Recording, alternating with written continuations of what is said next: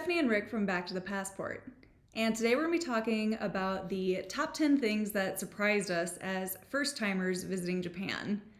So we went to Japan at the end of March on a guided tour with Go Ahead Tours. It was actually our third trip with them, but our first time in Asia, and we were lucky enough to be able to travel with some of our friends.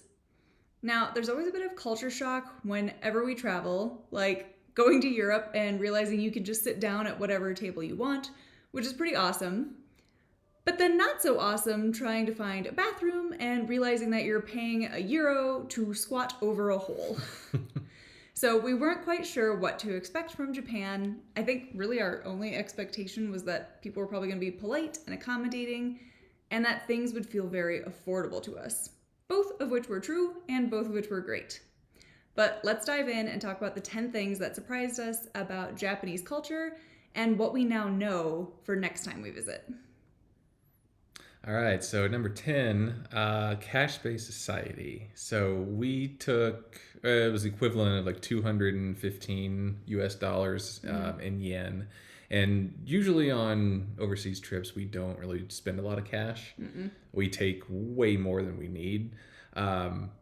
But in Japan, a lot of the places took cash or preferred cash. Yeah. So our cash did come in very handy. And vending machines took coins. So it's nice to have coins for things like that.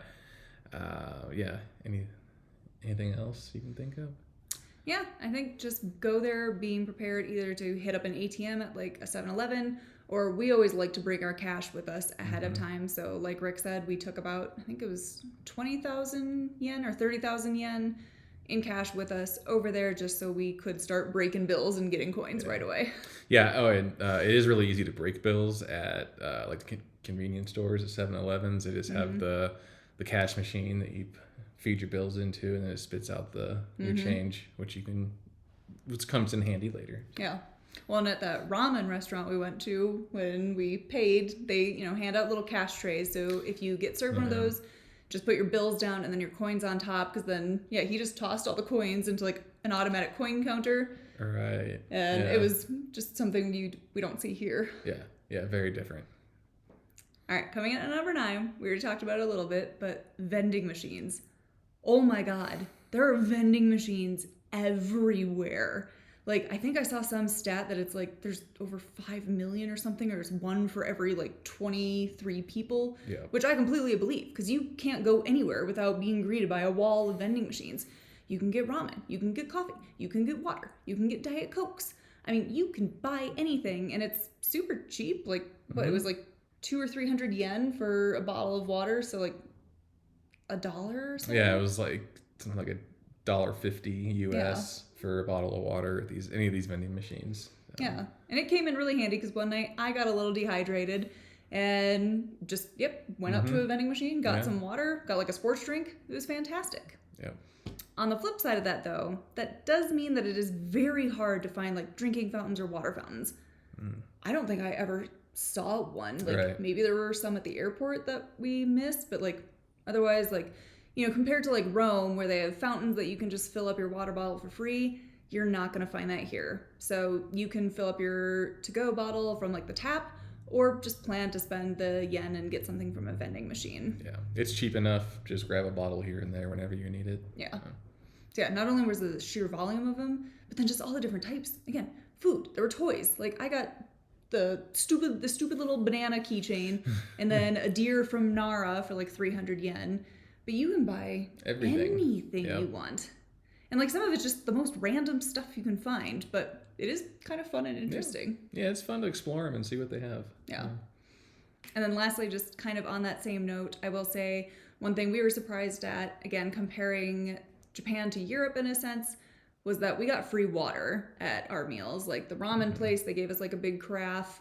So it wasn't like Europe where if you're drinking water, you're paying for it because they're bringing out the giant bottle. So that was really good to know. Yeah, and I guess on that note, at number 8, we're going to talk about no tipping, which is, again, very different than America. For sure. And I feel like even different than Europe, right? Because like when you're in Europe, you'll tip a little bit, you round up, or like 10% or less or something.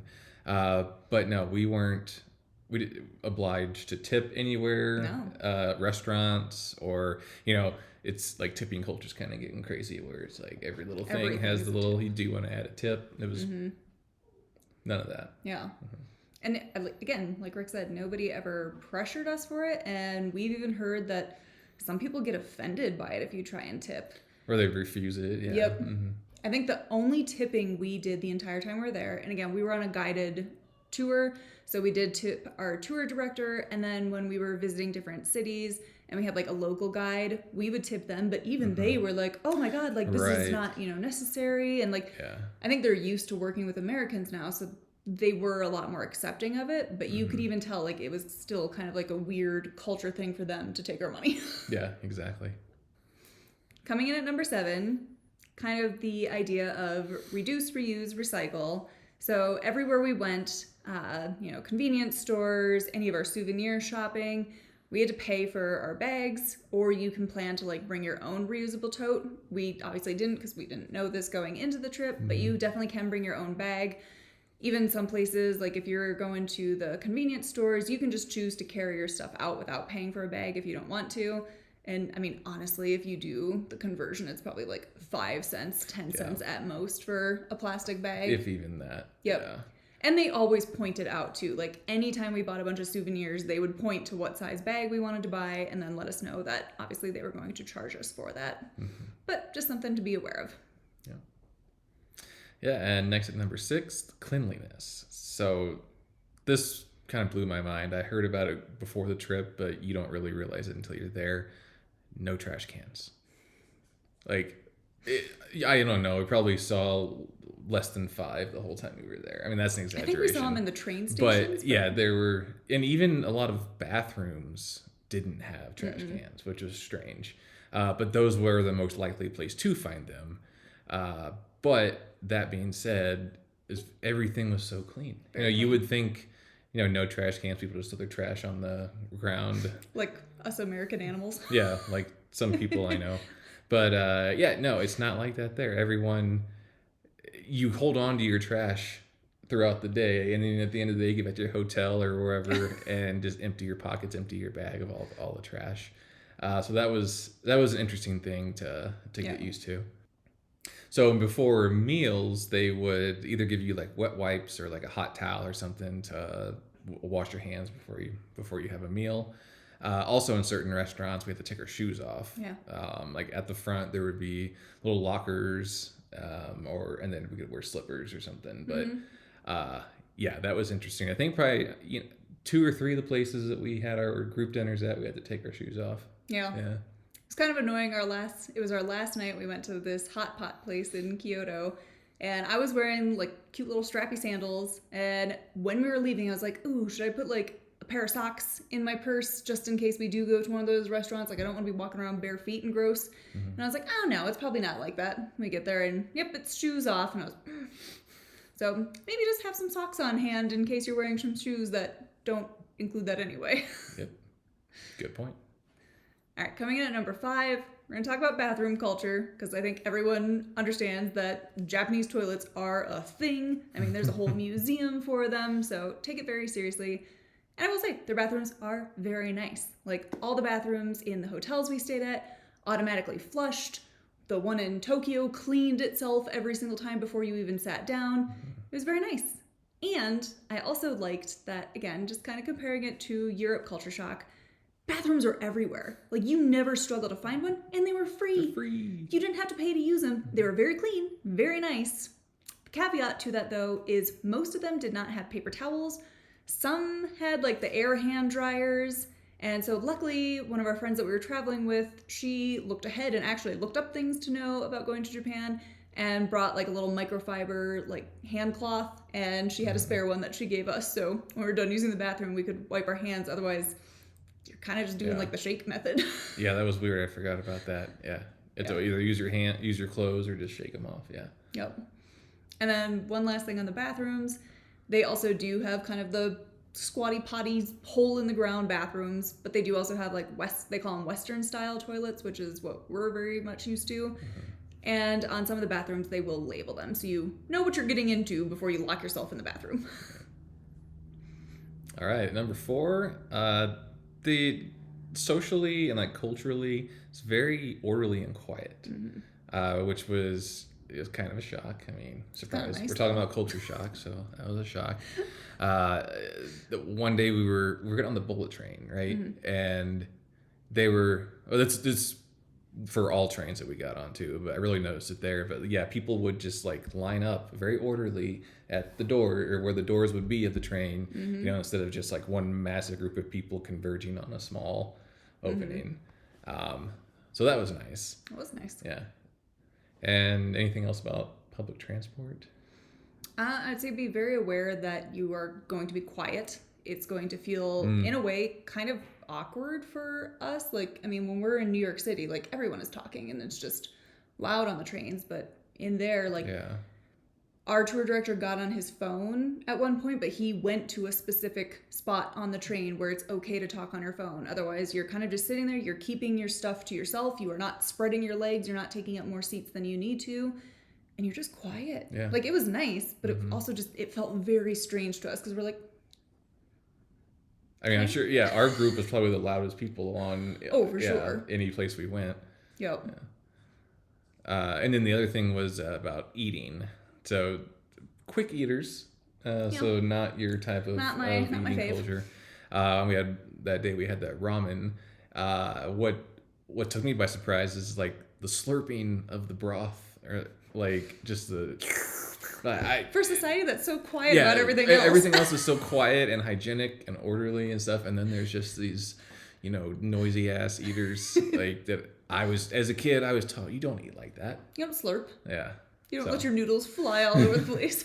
Well, I guess in the ramen place they did have partitions. They did. So I get that's splash barrier maybe. All right. Coming in at number 3, we do have that Japan does drive on the left. So if you're not getting like an international driver's license, this won't impact you that much besides just making sure that you're looking on the right side of the street before you start crossing. But that's going to be pretty easy as people in Japan do not tend to jaywalk. Whereas, here or in Paris, Rome, like people kind of just walk and go whenever they want. I felt that everyone was very respectful. They waited until they got the crosswalk symbol. And if it started counting down, you beat-feeted across the street to make sure that you weren't holding up traffic. Because, again, everyone's just kind of orderly and respectful of other people. And then I also found it interesting that we didn't hear a lot of like car honking. We didn't see a lot of aggressive drivers. We heard like one or two honks the whole time. Mm-hmm. Yeah. I heard more in Kyoto than I did in Tokyo. And then our tour director did explain that driving culture in Japan is taken very seriously. Like you attend, didn't he say like you go to driving school for like a couple of years? Yeah, At least it's a year? very intensive driving school and Expensive. extensive and expensive. So it's like equivalent of like $3,000. Mm-hmm. And insane. yeah, so it's like very hard to get your license. So you don't want to mess that up. No. Because what they also had like specific Really strict jails. rules, Well, yeah. the strict laws, like if you hit somebody or if you do anything bad, but they also have jails just for drivers, right? Yeah. Yeah. Yeah, it was just very strange compared to here where everyone's blocking people out. Like, since we were on a tour group, we were on a giant bus. I never saw any other cars like try and beat us. Like they would all just slow down, let us in. And it was very nice. Yeah, that was very nice. All right. All right, next up, number 2, the language barrier. So English was a little hit or miss. I would say it was more miss than what I'm used to in like Europe. Yeah. I feel like a lot more like Europeans know English, or like you know a little bit of it or learn it as a second language in school. But a lot of the like service people that we would encounter like did not speak not. any English. No. Which was surprising to me. Yeah. Well, because there was a few times we were out that even the servers had like little translators Right. and would put in what they wanted to say and then it would say it to us in English. And it was just, very different, again, compared to Europe where, we feel like people that work in hospitality or dining, they've picked up a few words, but here was kind of just, you can point. I did feel like they had a lot of English menus. That's true. They did. Yeah. Yeah. So lots of English menus. And like you mentioned earlier at the convenience stores, when you buy bags. There's like a little placard on the counter with like like 3 different sizes and the prices, and they just like point to which one you want. So that was helpful too. There's a lot of like visual things that for sure. Yeah, and if there weren't English menus, like that second ramen place we went to, they just gave us a tablet that they put in English for us so we could order at the table, and then they brought out all of our food. Yeah, and we use Google Translate on our phones a lot. That's really helpful, especially with Japanese characters. You can just take a picture of something and it'll translate the picture instead of having to actually like type it in, which would be near impossible. Yeah, sometimes looking up things on maps, our tour director would tell us in English, like the English translation, we're like, can you point so we can find what this is? Because didn't translate it much. Yeah. I mean, we also, you mostly knew some keywords and phrases. So it's like we weren't completely left in the dark. It was just not what we had been used to in other countries. Yeah. And I think like with any language barrier, again, as long as you try to meet them halfway or at least be able to say hello, thank you, please, where is, they'll meet you halfway as well. They're not just going to ignore you. And again, I felt Japanese people were very, polite and accommodating and patient. Yes, definitely willing to listen to us, be like, this. Yep. All right, last but not least, this is just something that was kind of interesting, just thinking about like fashion and trying to fit in. So we noticed that a lot of people there wore very neutral colors and neutral clothing. So lots of whites, blacks, tans, maybe like dark blues. So you could definitely tell, besides, obviously our white skin kind of gives us away, but like the bright clothes definitely gave away who was a tourist. Because again, I felt like most people there were very muted. And then the other funny thing was you could tell who's a tourist by their umbrellas. So when we were in Tokyo, it was pouring rain and we all had like our fun little umbrellas with like polka dots or bright colors. And then you could identify the Japanese people because they all had the transparent clear umbrellas, which was smart because then as you're battling through the crowds, you can see where all the people are. And then they were also very good about like lifting up their umbrellas and making sure that people could get through in a timely manner. But it was just something I had would never have even crossed my mind to like think about like what kind of umbrellas do other cultures use. Yeah, when I saw the clear ones at first, I was like, I don't know about that. But yeah, it makes sense. Not only can you see your surroundings, you can see other people, and you can get light coming in and it makes sense. It makes sense. Yeah. It's kind of nice. All right, well that wraps up our top 10 things that surprised us about Japan. Let us know what surprised you about Japan or what else we need to know before we plan our return trip. Be sure to check out our blog at backtothepassport.com for more travel content. Otherwise, thanks for watching. Ciao. Ciao.